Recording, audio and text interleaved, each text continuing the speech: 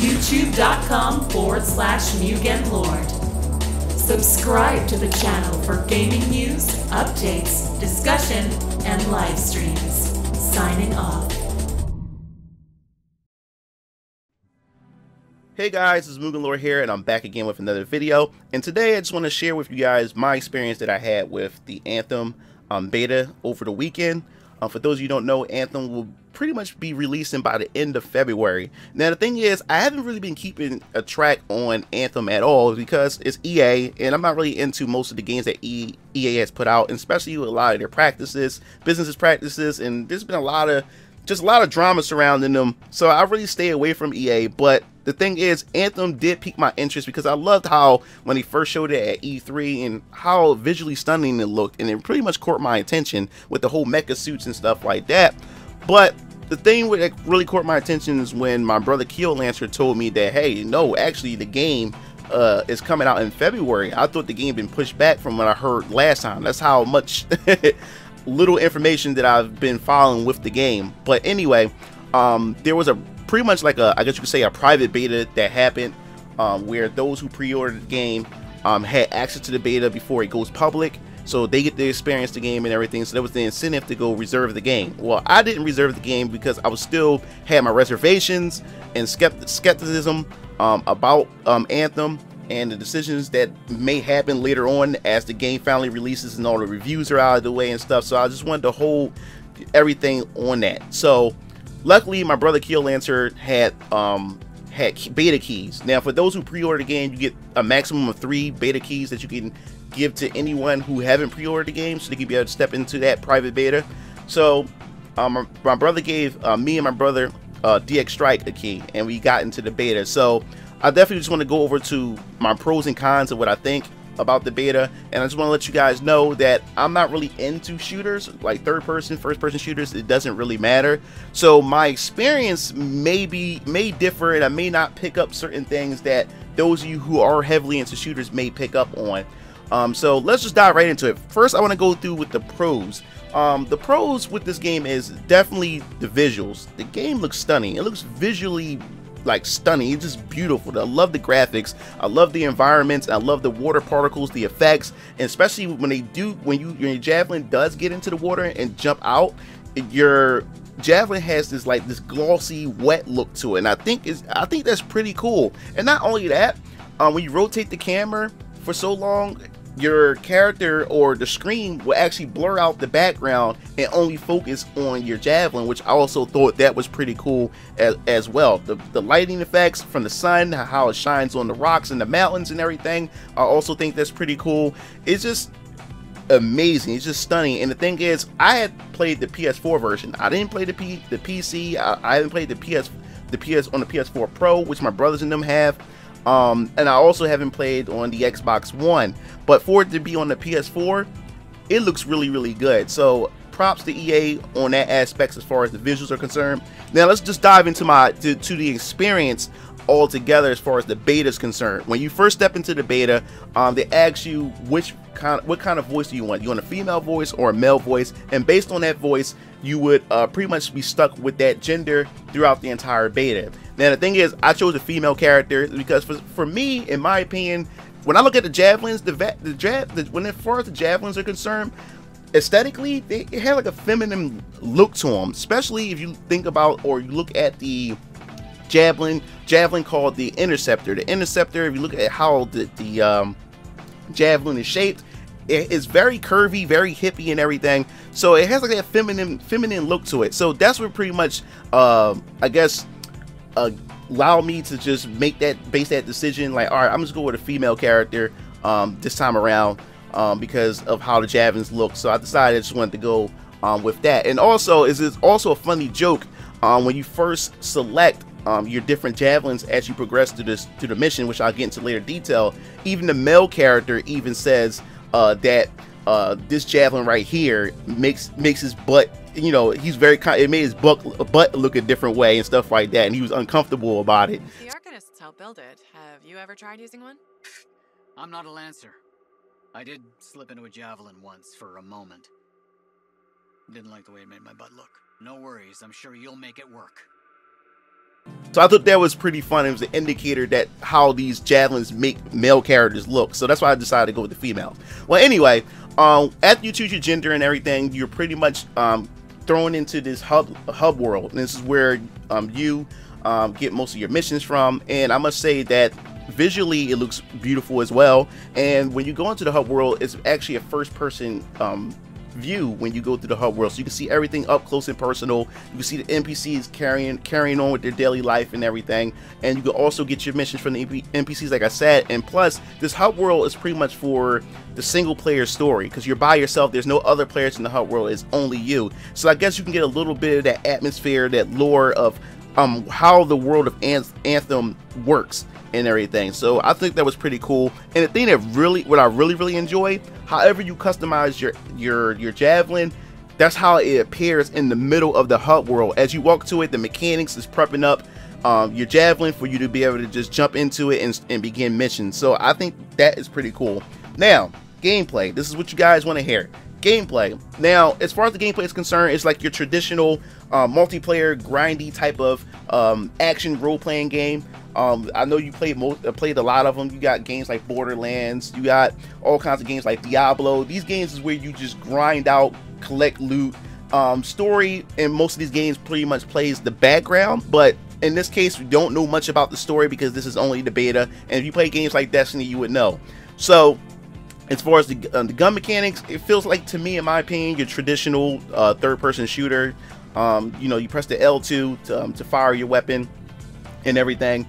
You also you press L2 to aim, which zooms in your character, and you press R2 to fire your weapon. So it's your traditional shooter in that case. You can also press R1 to shoot your special missiles, and then your L1 to throw your grenades, and you can actually aim your grenade, and as you throw it you can create a combo, which you throw the grenade and then you can aim at the grenade as it goes down and shoot, and it doubles your damage and everything. So I think that's pretty cool. But the main thing that really got my interest in Anthem from the beginning was the flight mechanics, because I think the flight looks pretty cool, looks pretty badass, and it reminds me of Iron Man in a way. So I definitely wanted to hone in and tap into that. Now the funny thing is, when I started, I was playing the game with my brother Keo Lancer and DX Strike, and my father decided to play with us as well. His name's Ion8. We all jumped in there, and my father was already playing the game, so he already knew how the flight mechanic worked. So I thought it was pretty cool when he was showing me how to pretty much fly around in the javelin. So he just told me to just jump off the cliff and hold in the L3 button, and I just rocketed it off. Now that's the only thing I can say about the flight mechanics at first. There was a lot of complaints about the PC version, that it was hard to do flight with the mouse and keyboard, and it was like as if it was designed for the controller. But even with the controller, at first it took some time getting used to. It felt kind of clunky, felt kind of weird at first, but you got to hold in the R3 button to start the boost, and then you're able to fly around. Now with the flight mechanic, you also have a meter where your javelin can pretty much overheat if you hold the flight for too long. So you have to be careful with that, because once you overheat, you pretty much lose control of your javelin, you'll fall and hit the ground. And it kind of reminded me of like Iron Man, when Iron Man first built this suit, and he flew out of his house and he started flying around, and once he reached the atmosphere, his suit froze and he fell and hit the ground. And that's what kind of happened to me, and it was a funny experience. It was because as we were all four of us were traveling, we all decided to fly across into this one cliff to hit the other side of the map. And as I was flying across, I didn't realize, and I wasn't paying attention to my meter, I actually overheated, and I started just crashing down, just hitting everything. And I thought it was just funny. It reminded me of the whole Tony Stark's and Iron Man movie. It was pretty cool. Also, you can also use that same flight mechanic by holding the R3 button and the L3 button, and when you hit the ground and use it on the ground, you actually have a rocket boost that helps you run faster. Now I didn't see no meter, and I don't believe you can overheat when using the rocket boost to pretty much jettison across the ground. So that, I think you can do like for an infinite amount of time, unless you decide you want to stop, or you hit a wall, or an enemy hits you or whatever. But I thought that was also pretty cool, and it was just funny how all four of us was just jettisoned down the hall together with the rocket pack. So that was a cool experience. Now missions, this is where most of your gameplay and your time is going to be spent.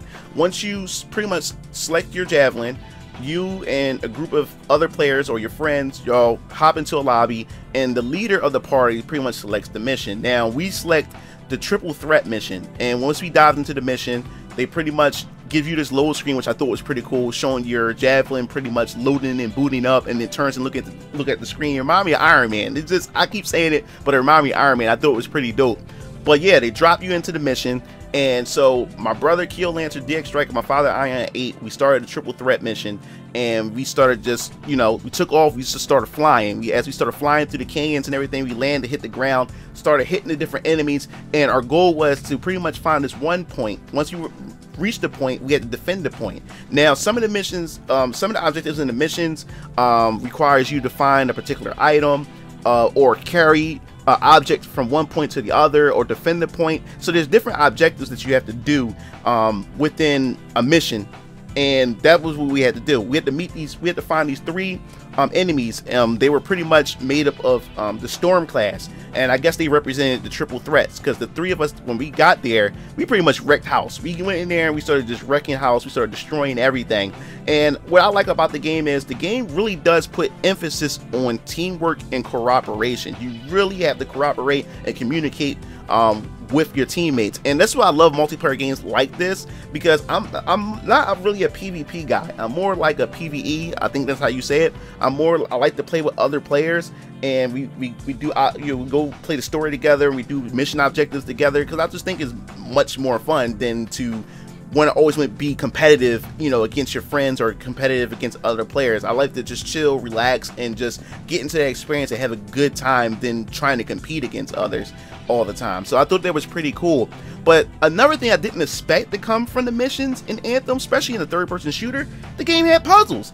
It really shocked me. And what I found serious, or what I found fun about it, was it didn't hold our hands. We had to figure out how to solve this puzzle. So after we beat the 3, I guess you say 3 triple threat enemies, we get to this one panel with that glowed up, and we had to activate it. By activating it, we had to turn on these 3 different dials, and these dials pretty much had multiple different colors. So we had to find out what the color pattern was in order to activate this dial. So my father Ion 8 stayed at the panel, because he was trying to figure out maybe if there's a code somewhere for us to try to figure out what the color combination. So we running around and we switching. My brother DX Strike and Keel Lancer and we going around looking at each other and telling each other what colors that we should switch to. So we thought we had to pick 3 different colors in order to activate the dial. So we sat there for a good, I guess you could say, 10 minutes trying to figure out what in the world we have to do to figure out this puzzle, because there was nothing indicating.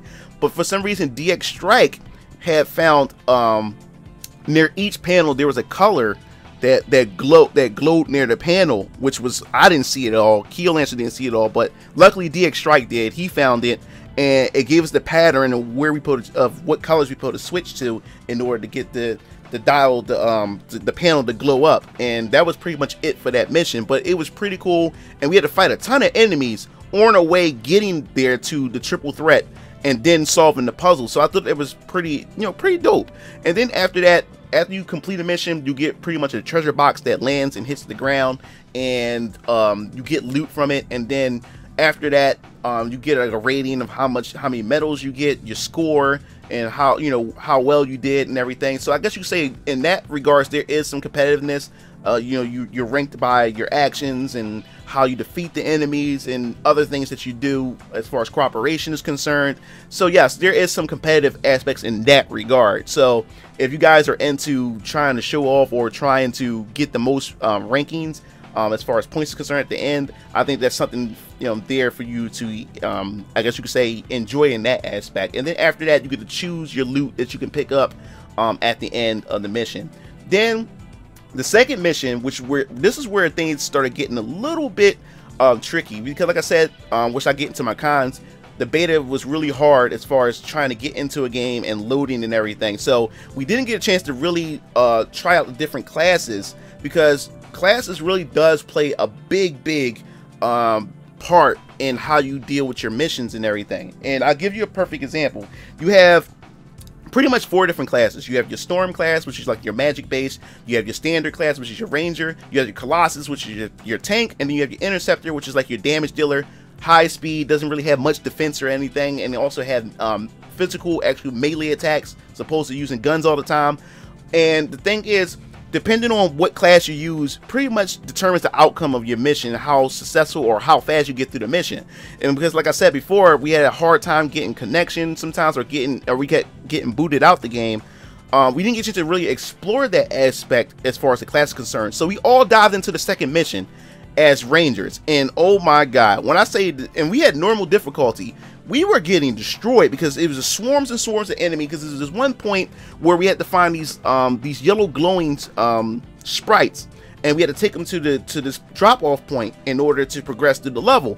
And we get to this one area where we had the waterfall, and my brother and I and our dad, we had to pretty much plan out how we was going to get through this mission. Because as we started fighting off the enemies, this enemy called the Gatekeeper showed up, because we had to get these other yellow sprites that were locked behind the gate. The Gatekeeper showed up, and these portals showed up, and all these enemies started surrounding us, and they kept spawning as long as that Gatekeeper was around.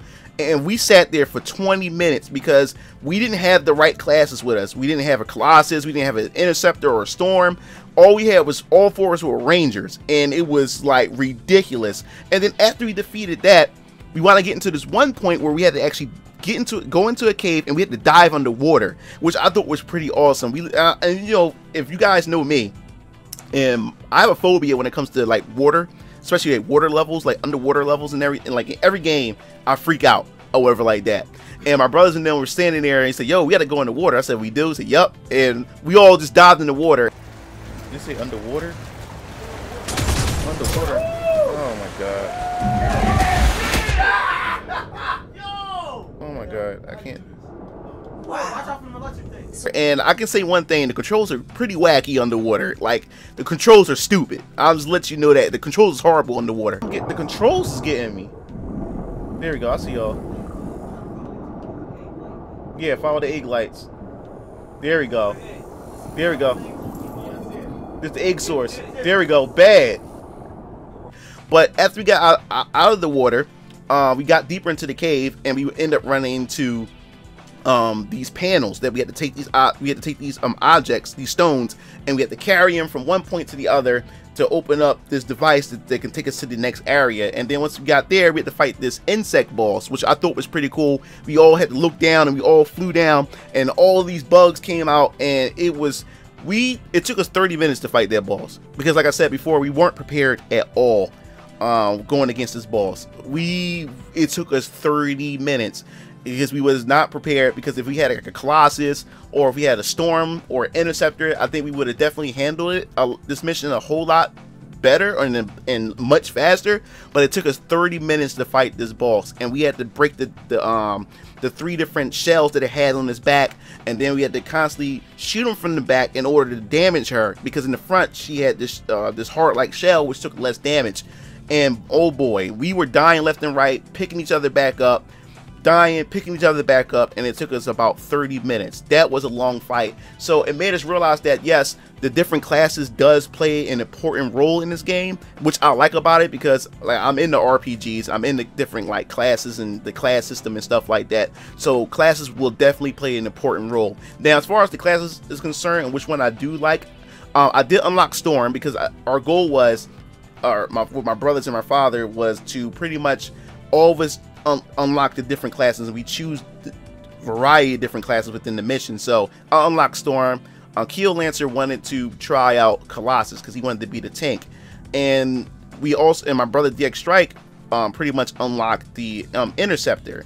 So the following day, they went back and replayed the mission as a different class, and pretty much breezed through that mission much faster. So yes, classes play a much pivotal role in the experience when doing missions and everything.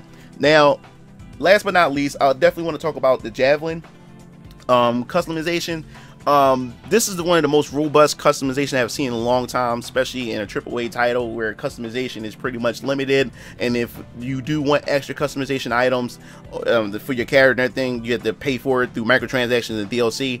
There's a lot that you can do with it, You have custom colors, which I thought was pretty cool. So what I really wanted to go with the custom colors, I wanted to have I wanted to give my Ranger Javelin the Mugen TV colors, which is the green color, which I wanted to really use, a neon green color, and I thought it was pretty cool. And it's a lot of detail in that. You actually have a color wheel in the custom colors where you can actually move the wheel around to get the precise color that you want. You can change the tint on the Javelin. You can also give it a shine, give it a gloss, give like a stone look to it and everything. So I was messing around with it, and I had a lot of fun with customizing the Javelin. I spent a good 20 minutes messing around with the different color customizations. And not only that, I also, when I look at the Javelins, like I said, it has this feminine look to it. I also wanted to, every time I look at the Javelin, I think about Samus Aran from the Metroid series. So I decided to make a Samus color type of Javelin. And the thing is, as far as trying to choose every aspect and every part of the Javelin to in the color, now that's where the limitations come from, because even though I got the colors of Samus, I couldn't get the parts that I really want the colors to, you know, where I wanted to put the colors at to make it much more accurate to Samus. But I got it close enough, in my opinion. But you guys, I'll leave that for the rest of you guys to judge that. But the customization as far as the Javelin is concerned is pretty cool. As far as your equipment, you got your secondary weapon, you have different armor pieces that you can unlock, you can craft, you can put on the shoulder parts of your Javelin, your legs, the chest piece, the helmet. So there's a crap ton of customization that you can be able to do with your Javelin, and I love the interface. I love how it looks. I love how you can pan the camera around your Javelin. You can see every fine detail of the Javelin. It's gorgeous. Not to keep saying that, but we're going to move on to the cons. It's not, I mean, it was not really a lot of cons or whatever. The major con with this experience with the beta, of course, is the load times. The load times was ridiculously long, and oftentimes when the screen loads, it gets stuck there, and you can find yourself sitting there for 10-15 minutes, and sometimes you have to find yourself exiting out of the beta and coming back in. Back into the beta. Now, that's one thing I can say about that. When you do log out and you in a mission, when you log back into the game, it asks you want to step back into your and resume the mission that you was in, whatever party that you were in, and you say yes, and you jump right back in. So that was a good thing. But the load times was ridiculous. When it comes to enemy AI, I wouldn't say that they're super intelligent. It's the fact is that they come at you in swarms, and it don't really take much intelligence for an enemy to come at you in swarms. When you got numbers, it doesn't matter about the intelligence. If you get swarmed, you're going to get swarmed, and they're going to take a lot of damage. So I can't really say that the enemy AI is really that smart. They just have numbers. So that's another thing I wish they would, I guess you could say, work on just a little bit. Oftentimes I found myself getting kicked out of the games while we were playing. We just play, and next thing you know, because there's one area where we figured out a plan of how to get past this one area. It was my father and we decided that, hey, we'll take the right path, and Keel Lancer and DX Strike will take the left path, and our goal was to just focus on or fire on one enemy at a time, because we was able to take the enemies out much faster by doing that, because a lot of them had their own shields, armors, and it was just a bunch of them and everything. And by the time we actually figured out how he's going to tackle the mission and tackle the level, booted right out. We just got kicked right out of the mission, just kicked right out, and we all had to load back up. Trying to recover some. All right, I'm going back in. Focus all our fire on one enemy. There we go. All right, challenge complete. All right, this one right here. Let's get him. Perfect. Over here. Follow me. Over here. Yeah, I'm up here. Let's stay together. Just stay together. Ah, wait, hold. I gotta charge him. Oh. What happened? And then oftentimes the game would stutter and lag, and I don't think it had anything with the frame rate. I just think it was just the beta in general, and I noticed that some people were just experiencing that altogether. So hopefully they will fix that. But that's overall my experience with Anthem beta. I thought it was pretty fun. I enjoyed it myself, and like I said before, I don't really play third-person shooters. I'm more so into RPGs and fighters. So for this being my experience, I really enjoyed it. And I played Destiny when it was free. I got it for free because I had PlayStation Plus, so I was able to try it out. And I didn't like Destiny at all. I didn't like Destiny, but in this case, I really enjoyed myself. The game was fun. The shooting felt great. Despite the flight being a little bit clunky starting off, I enjoyed the flight. I just thought it was pretty cool. The atmosphere is just beautiful. and love that. And I love, like I said, grindy type of RPGs or action RPGs that requires a robust class system and going in, you know, considering what class you should go in and communicating with your partners. I love team cooperation type games, and I really found myself enjoying it. So I think we have the public beta coming up this weekend from the 1st to the 3rd of February. So if you were skeptical of trying out Anthem, I advise you go check it out, because I didn't reserve it, but now after playing it and I see the potential that it could possibly have, I'm definitely going to pick the game up now. I'm like I said, this says a lot. This is coming from EA. I think EA put some effort in this game compared to their other games. But then again, this is, I believe, BioWare worked on this game. But still, I see the effort that they did put in this game. Now, some people may not like Anthem and from their experience, and despite the cons that I just mentioned with the load times and the enemy AI and getting kicked out and sometimes the lag, despite that, I found myself enjoying it. It was pretty enjoyable. I had some enjoyable experiences with my brothers and my father, and I think that's where most of the fun comes from, playing with people that you know and just kicking back and just enjoying yourself. But that's my overall thoughts. So I'd like to definitely hear your thoughts in the comment sections below. If you have tried the beta, what was your experience? Share your experience in the comment section below, because I definitely like to see that and see what you've been through. And what Javelin do you like? What class? Do you like the Colossus? Do you like the Interceptor or the Storm or the Ranger? And what color scheme that you decided to go with? And what was the, I guess you could say, what was your purpose or what was your thought process of picking the colors that you wanted to go for when customizing the Javelin? So don't forget to like and share this video, and also don't forget to hit the bell to be notified when I upload more videos in the future. This is Mugen Lord signing off. See you game fiends later. Peace out.